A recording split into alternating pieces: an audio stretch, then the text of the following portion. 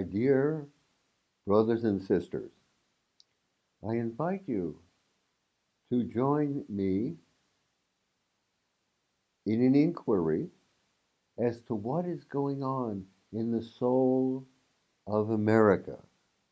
We will discuss two facets, the economy and health. Let's begin with the economy. As you well know, all of a sudden, the prices of food and of fruits and vegetables have started to rise. Rents have also gone up significantly. The Federal Reserve has created trillions of dollars out of thin air. This has led to an enormous stock market bubble and a housing bubble. This is nothing less than one of the most radical monetary experiments in history. This printing of enormous amounts of money. And no wonder inflation has taken off and is beginning to soar. It hits working people the hardest. During November, average hourly earnings increased 4.8%, but with 6.9% inflation, real earnings fell 2.1%. Indeed, this was the eighth month in a row in which people's pay has shrunk.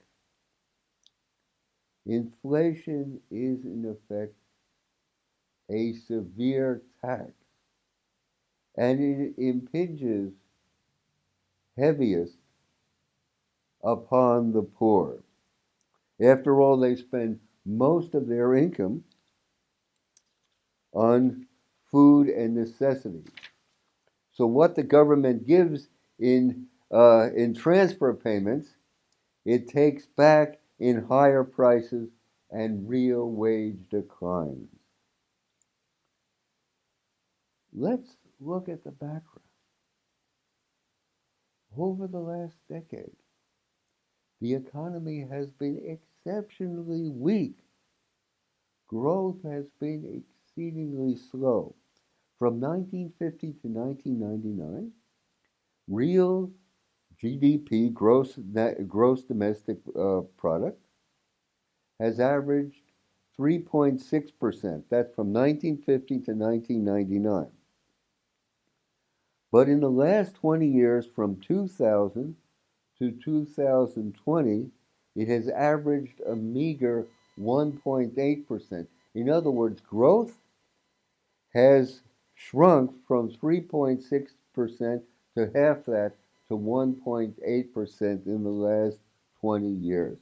It has been cut in half. Don't blame it on the pandemic. It only acerbated the situation. Let's go deeper to see what's really going on.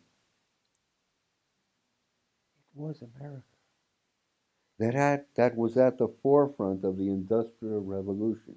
It was America that showed the world how to mass produce everything from automobiles to television sets to airplanes.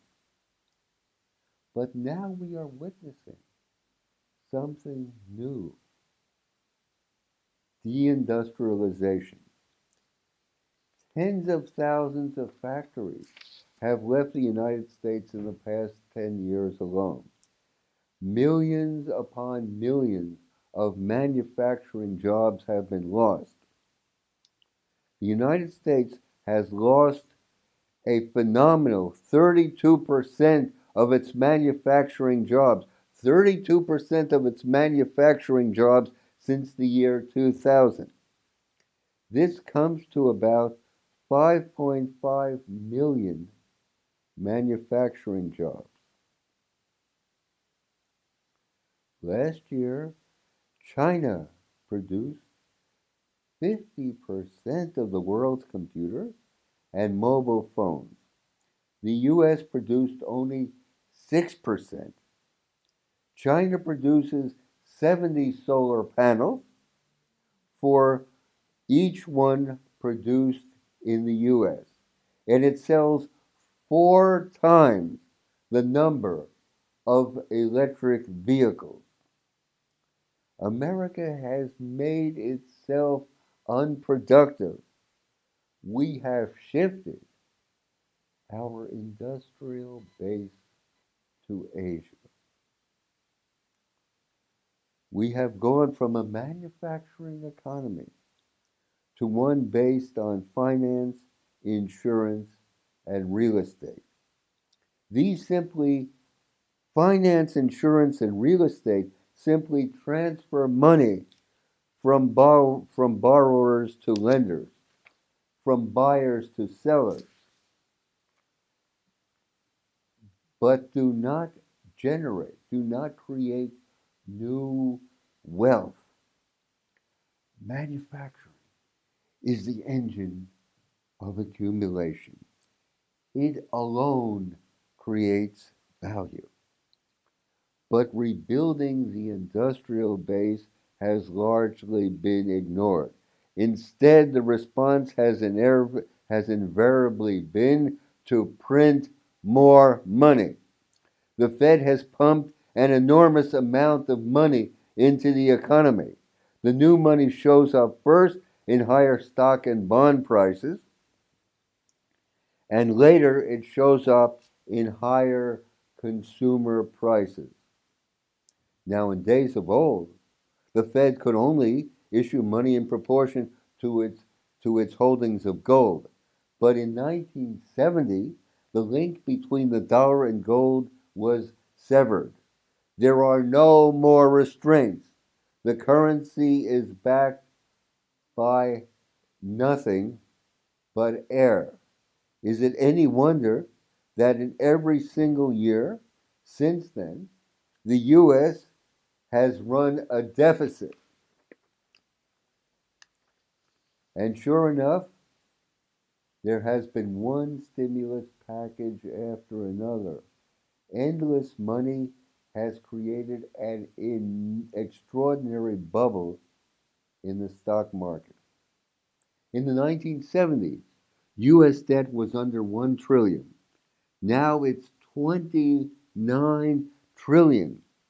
Total US debt involving household, businesses, and government was under 2 trillion in 1970. Now it's over 85 trillion. The stock market bubble and the housing bubble have made a very small group of people extraordinarily rich. The top 1%, the top 1% has seen its wealth increase by 25 trillion since 2009. The top 1/10 of 1% own as much wealth as the bottom 90%.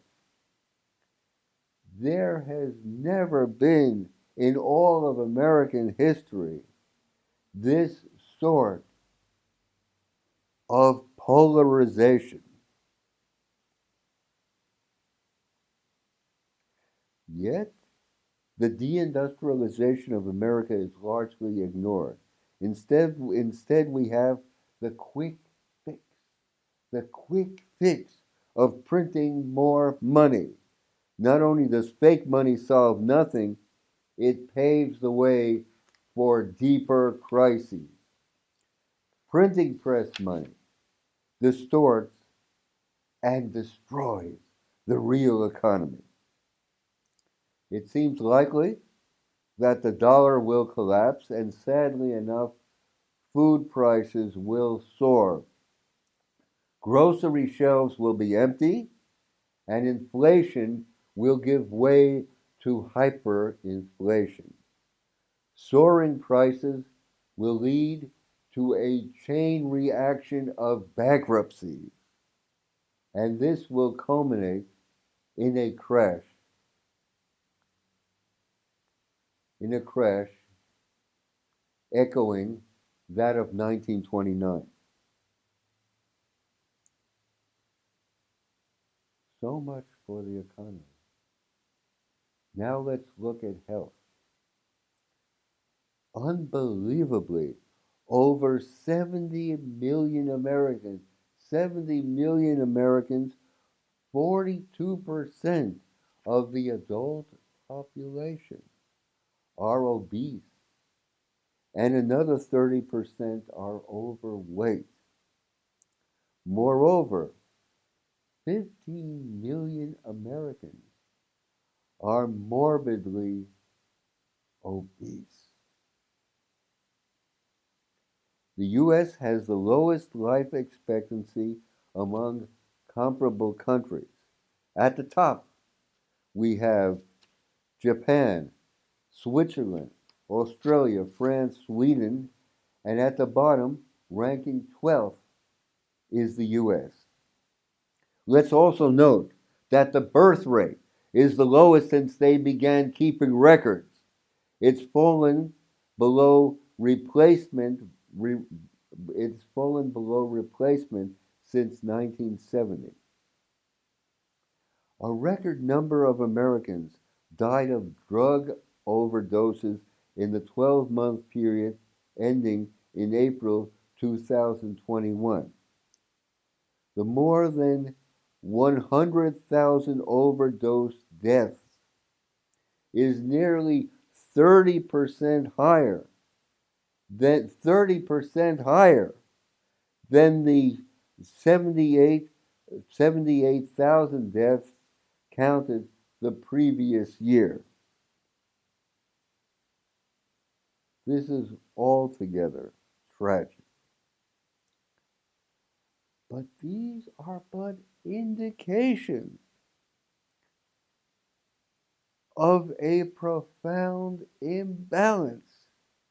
There's something very, very wrong here in how we eat, how we live, how we work, and how we relate to one another. Is it any wonder then? Is it any wonder that disease sweeps through a population as imbalanced as this? It should come as no surprise then that there are pandemics. There is the pandemic of cancer, the pandemic of heart disease, the pandemic of high blood pressure, the pandemic of diabetes, the pandemic of obesity, the pandemic of mental illness, and the pandemic of suicide. Isn't it peculiar that nearly all the attention and the headlines in the paper go to one particular pandemic? The rest are largely neglected.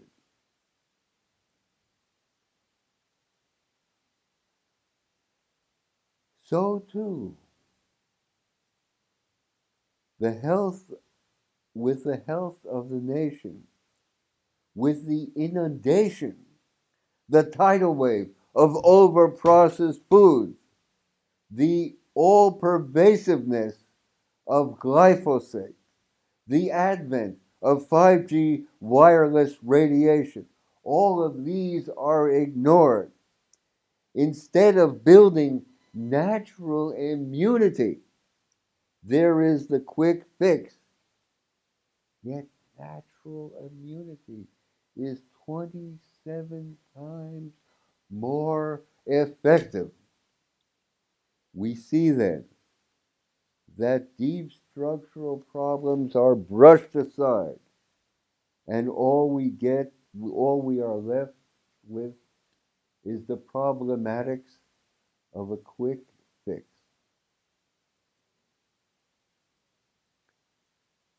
We suggest instead another path, a path longer and more arduous. that of healing this people and this American earth. The road back would encompass the revitalization of agriculture, the resuscitation of family farms, victory gardens, community gardens, and edible schoolyards. Why not take the first step on this long, long journey with a national fast? That's right, one day of just drinking water, a day of contrition, a day of returning to our roots.